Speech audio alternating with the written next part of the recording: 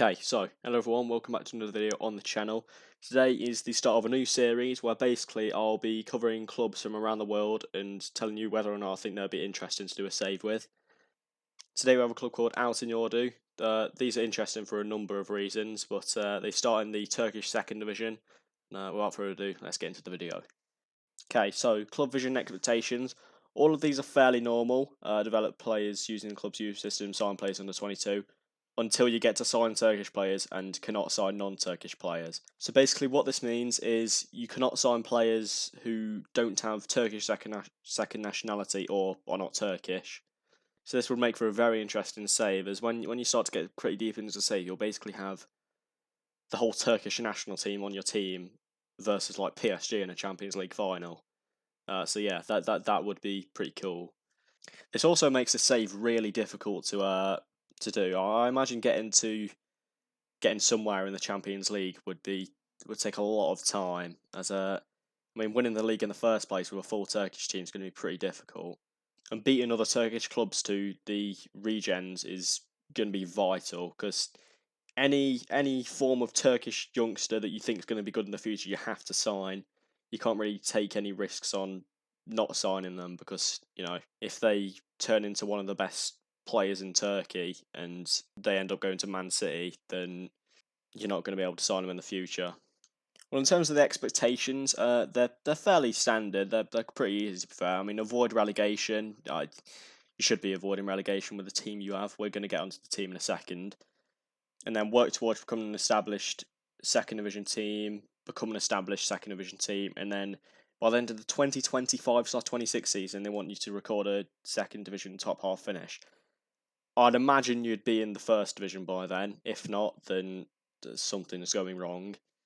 Also, another interesting thing: sign players under 22 for the future is required, which is that's usually like kind of preferred like this one is, but required that's pretty difficult. Okay, so onto the playing squad.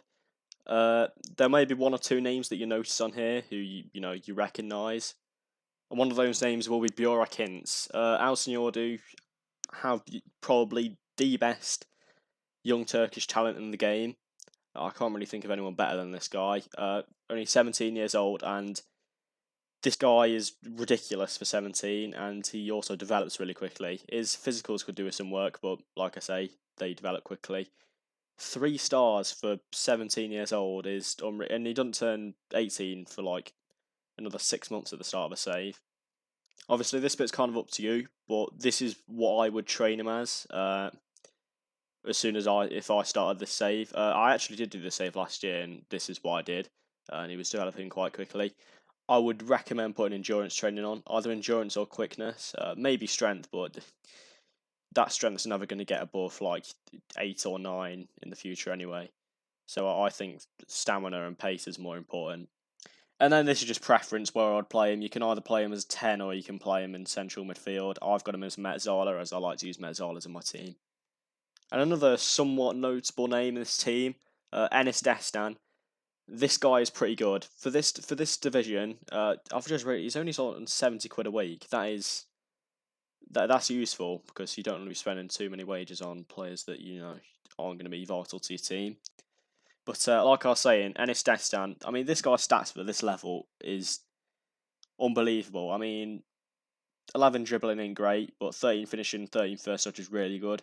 You could probably try and improve this guy's pace, acceleration, and stamina a bit. Strength, I don't feel like strength's too important for a advanced forward. He's pretty tall anyway, so you'll have that kind of natural strength about him. Off the ball 12, composure 12, they're just kind of average stats. This guy's overall quite well rounded. I mean, you can't really see a weakness in this guy. Maybe long shots are pretty low, but other than that, he's probably one of the better advanced forwards you'll get in this kind of level. Once again, in terms of development, I would have this guy on quickness training easily, either quickness training or endurance training, but for an advanced forward, you need them to be quick. And especially in this division, you will get a lot of chances where you just play the ball in behind and your advanced forward will get on the end of them. And like I've already said, advanced forward for this guy every single day of the week. Maybe pressing forward could be alright, but I still just prefer advanced forwards in general. You also have the likes of Emre Gurluk. This guy isn't as good as the other two, but I mean, 3 stars at 17, it speaks for itself, really, doesn't it? He's still, I mean, those 12 long shots at 17 are going to be really useful. So I like my inverted wingers to have good long shots or inside forwards, but I wouldn't play him inside forward 9 finishing. This guy is an inverted winger every day of the week, I think. Maybe his balance and pace could be improved a bit, especially stamina, but at the end of the day, he's 17 years old, he's going to improve.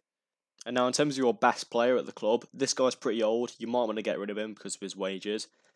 Maybe in January, if he's not doing too well, but he's a team leader, so that can be quite important for team cohesion. But this guy in general is just a really good inverted winger. Like I said, I did this save last year, and this guy was really good, probably my best player.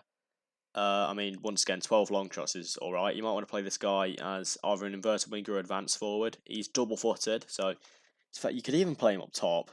I mean, as advanced forward, he's not awful. I mean, 9 composure isn't great. Yeah, you probably want to play this guy inverted winger, actually. I don't think 9 composure and 8 decisions is good enough for an advanced forward. But this guy's physicals are alright for this level, technicals are decent. Metnals, they aren't great, but I mean, once again, if you want to get rid of this guy at the start, £3,400 a week is a lot in this division. You also have a player called Yusuf Ezendemir. I think I've said that right. But this guy's pretty good. He's a decent fullback / wing back. He's a natural at centre back, but I mean 5'11". It's not necessarily 10 jumping reach as well. That's probably not good enough for a centre back. But this guy's all right for this level. Once again, 70 quid a week. That's ideal because it doesn't really take that much wage off. 3 stars at 20 years old. He's got 5-star potential at the start of a save. He's decent. Okay, so now we've finished looking at the club vision and the playing staff. Let's actually have a look at Altinordu as a club and their backstory. Okay, so Altinordu were founded in 1923. Their nickname is, if you can pronounce that, then I'll give you a tenner. And their idea of having a fully homegrown team by 2020 hasn't necessarily gone to plan. They also wanted to be in the Super League by 2020, but unfortunately that hasn't gone to plan either. They were also wanting to be in Europe by 2024, which, I mean, it's still possible, but the chances of it happening are very low. Altinordu don't necessarily have any derbies or fierce rivalries. They're a very neutral club in Turkey, to be honest. The closest thing they have to a rivalry is Altay, who compete in the league above them. Their training facilities and youth facilities are excellent, according to Football Manager. I imagine they would be in real life as well, due to their what they're planning to do in their vision. And in terms of affiliations, this isn't really that important, because obviously you can only sign Turkish players anyway, but they do have an affiliation with Atletico Bilbao, which is kind of cool. And in terms of major honours, they've never really won anything, to be honest. So with all that said, this video is going to come to a close now. If you enjoyed and if you want me to do this on another team in the future, just suggest a team or I'll just pick one at random. But yeah, if you enjoyed the video, like and subscribe, and I'll see you in the next one.